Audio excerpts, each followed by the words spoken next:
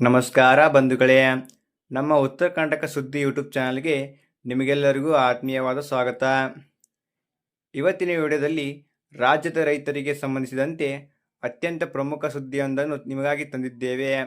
ಈ ವರ್ಷ ಮಳೆ ಕೈಕೊಟ್ಟಿದ್ದರಿಂದ ಬೆಳೆ ಹಾನಿಯಾಗಿ ರೈತರು ತೀವ್ರ ಸಂಕಷ್ಟದಲ್ಲಿದ್ದಾರೆ.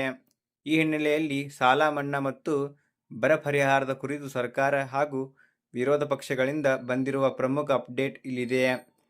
ಈ ವಿಡಿಯೋವನ್ನು ಸಂಪೂರ್ಣವಾಗಿ ನೋಡಿ.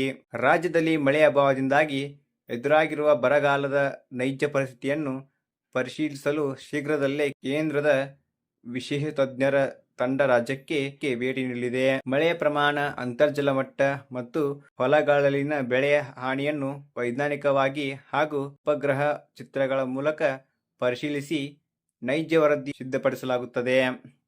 ಈ ವರದಿಯ ಆಧಾರದ ಮೇಲೆಯೇ ಅಧಿಕೃತವಾಗಿ ಬರಪೀಡಿತ ತಾಲೂಕು ಮತ್ತು ಜಿಲ್ಲೆಗಳನ್ನು ಘೋಷಣೆ ಮಾಡಲಾಗುತ್ತದೆ.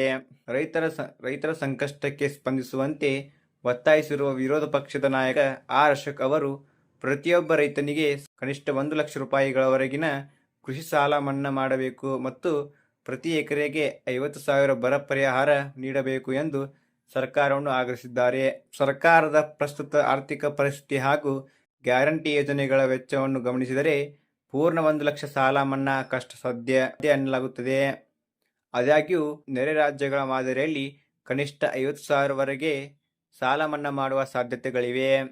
ಇದರೊಂದಿಗೆ ಬೆಳೆ ವಿಮೆ ಮಾಡಿಸಿರುವ ರೈತರಿಗೆ ಶೀಘ್ರದಲ್ಲೇ ವಿಮಾ ಪರಿಹಾರದ ಮೊತ್ತವು ತಲುಪುವ ನಿರೀಕ್ಷೆ ಇದೆ.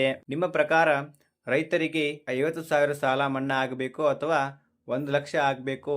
ನಿಮ್ಮ ಅನಿಸಿಕೆಯನ್ನು ಕೆಳಗೆ ಕಾಮೆಂಟ್ ಮಾಡಿ ತಿಳಿಸಿ.